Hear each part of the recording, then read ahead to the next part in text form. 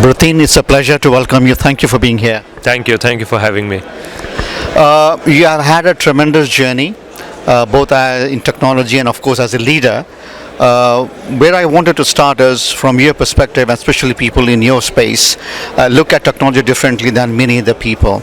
So, first question that I ask most leaders is, how do you see the emerging and fast-paced landscape of AI in general? I think AI is going to be one of the most transformation technologies of our times. It will rival the internet, the PC, potentially more. I think it's the first time, all of those, the internet and the PC and all that, were transformational technologies. But what is, I think, new about AI is that it automates human insight and human analysis. You can really give it a bunch of data, a document, videos, text, and ask it questions that allow you to gain some insights out of it. And I think it's going to be transformational. I think we are going to see it being used in a way to augment human productivity, and it will really change the way we live and work. I want to reflect a bit on your company, DigitalOcean. It is built as an infrastructure company for emerging entrepreneurs. That is where I think people will get more attracted. So, and that is a pain point for most entrepreneurs. If you can elevate that pain point, then they can focus on their pure innovation, which they are working on. So, how do you then mitigate that?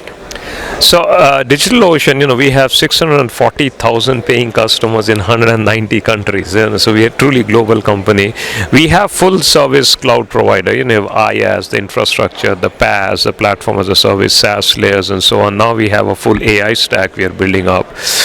We are targeted towards digital native enterprises. Startups are definitely one of them. A lot of startup founders start on us, and the reason they start on us is that we lower their cost of ownership, and we lower their cost of ownership not just because the infrastructure or the services are lower cost. That's one part of the story. The bigger part of the story is that it's much simpler to use. The product is packaged in a different way. Our pricing schemes are very different, and that makes it much easier to get started, and we reduce your cost of ownership by at least 30%. At least 30% when you compare it to hyperscalers.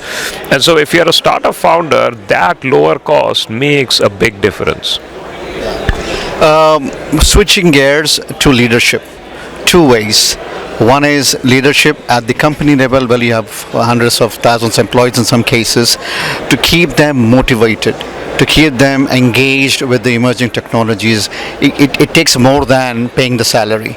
So what is that juice that you have to keep giving them to keep it on the edge? I think it's talking about the mission. And it's talking about why your work matters. Like in today's world, look, this is a transformation technology that each one of us that are part of it will be proud of and would want to leave a legacy. And so really talking to them first about, look, this is a historic opportunity. It's an opportunity for you to make a mark. It's an opportunity for you to build a legacy. And here is how you can change how our customers act. Like, I showed some of the videos in this talk, and I showed how we are enabling our customers who may not have AI expertise to use AI. And ultimately talking about the impact you're doing, the purpose, the mission, and your ability to change the world for the better. I think those are the things that really get people excited. And finally, then, for the leader himself, how do you as a leader keep yourself grounded, yet be ambitious and driven, and take the whole company along with you? You have to have a me time sometimes to reflect and then get energized and go back. So what is that mantra that keeps you grounded as well as very ambitious? I think it's a combination of look, first is you have to know that you have to have the humility that you need to learn a lot more, right? And you have to achieve a lot more. And you have to help customers and others get that done. So I think that for me comes first. I think there's also the taking time apart to making sure you're catching up with all the innovation that's going on. And when you look at all of the innovation that's going on, you also get humbled. Like, there's so much going on, there's so much to learn from, there's so much to adapt from, and there's so much to do. So I think that's one part of it.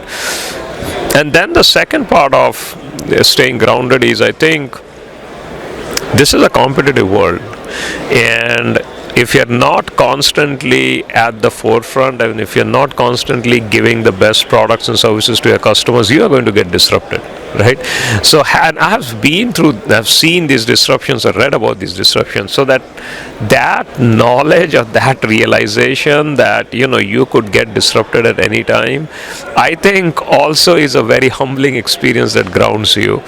And then on the other side of it is, you look at it and you say, hey, it's a historic opportunity in terms of the opportunities that AI and cloud provide. And we are lucky, I'm lucky, many of us, all of us who are in this are lucky to have this opportunity. Let's just go make the best use of it. And that's what drives you to see, okay, how can I do better for our customers and for people?